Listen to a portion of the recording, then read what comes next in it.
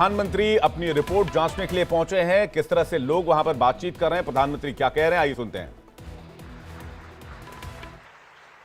कि मैंने जो कहा था और जो मैं काम कर रहा था, मैं आपके मुंह से सुनना चाहता था और देश भर से सुनना चाहता हूं कि जैसा मैंने चाहा था वैसा हुआ है कि नहीं हुआ है, जिसके लिए होना चाहिए था उसके लिए हुआ है कि नहीं हुआ है, जो काम होना चाहिए था हुआ कि नहीं हुआ है। अब मैं अभी कुछ साथियों को मिला जिन्होंने आयुष्मान कार्ड का फायदा उठा करके गंभीर से गंभीर बीमारियों का इलाज करवाया है। उन्होंने एक्सीडेंट हो गया, हाथ पैर टूट गए तो अस्पताल में जाकर के मैंने उनको पूछा तो कह रहे थे साहब इतना खर्चा हम तो कहां से करते, जी लेते ऐसे ही। लेकिन जब आयुष्मान कार्ड आया तो हिम्मत आ गई, ऑपरेशन करवा दिया, अब शरीर काम कर रहा है। अब उससे मुझे तो आशीर्वाद मिलता ही है, लेकिन जो सरकार में बाबू लोग हैं ना, अफसर लोग हैं, जो फाइल पे तो योजना को आगे बढ़ाते हैं, अच्छी योजना भी बनाते हैं, पैसे भी रवाना कर देते हैं, लेकिन वहां उनका काम पूरा हो जाता है कि चलो वे 50 लोगों को मिलना था मिल गया, 100 लोगों को मिलना था मिल गया, 1000 गांव में जाना था चला गया।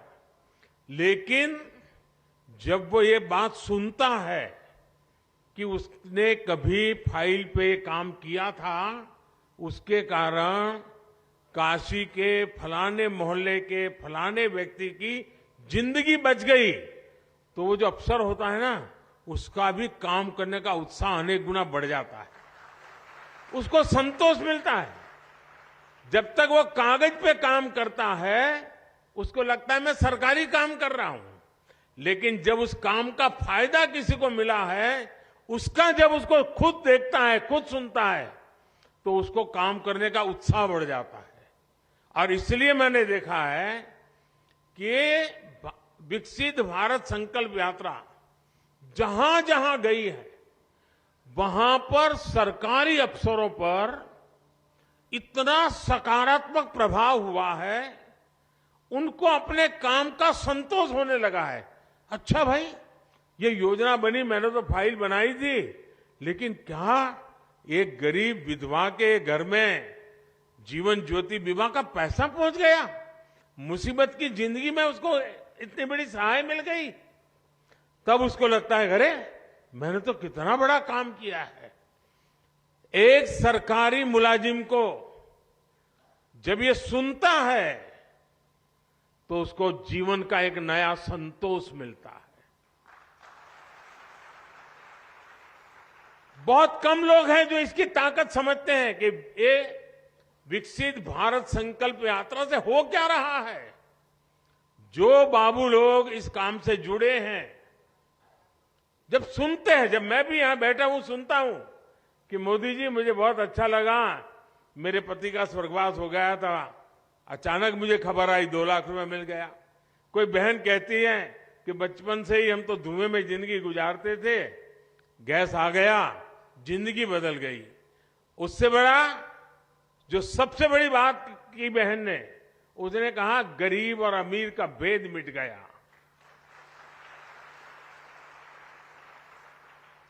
गरीबी हटाओ नारा देना एक बात है, लेकिन एक गरीब कहता है कि मेरे घर में गैस का चूल्हा आते ही गरीबी और अमीरी का भेद खत्म हो गया।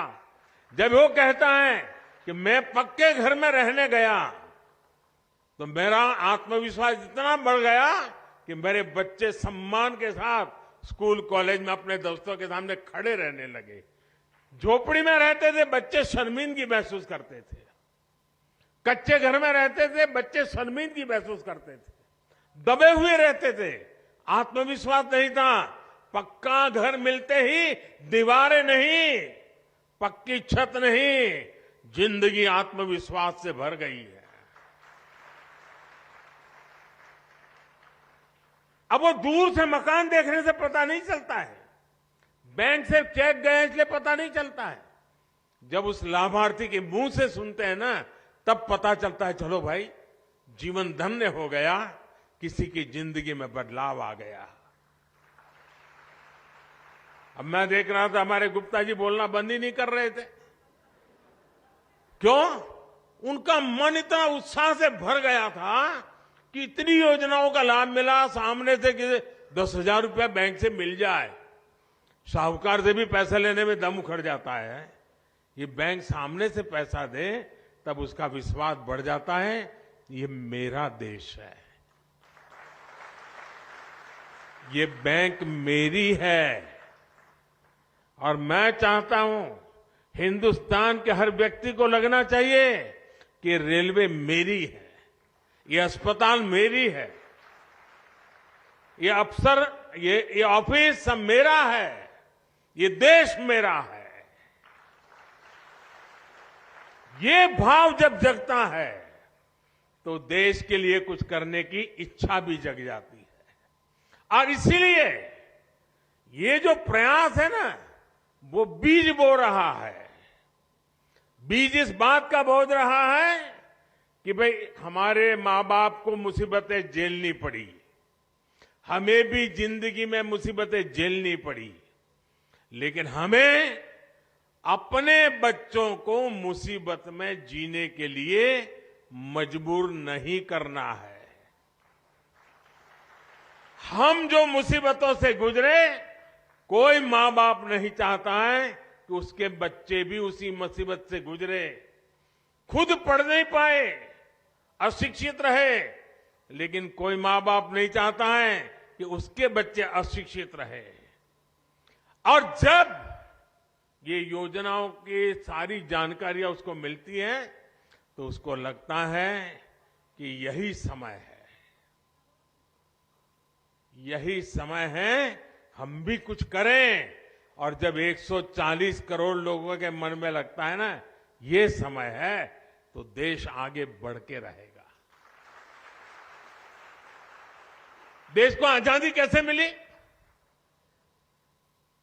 सारे देश में एक वातावरण बन गया था। कोई चरखा चलाता था, कोई पूछता था क्यों चला रहे हो चरखा, तो बोले आजादी के लिए।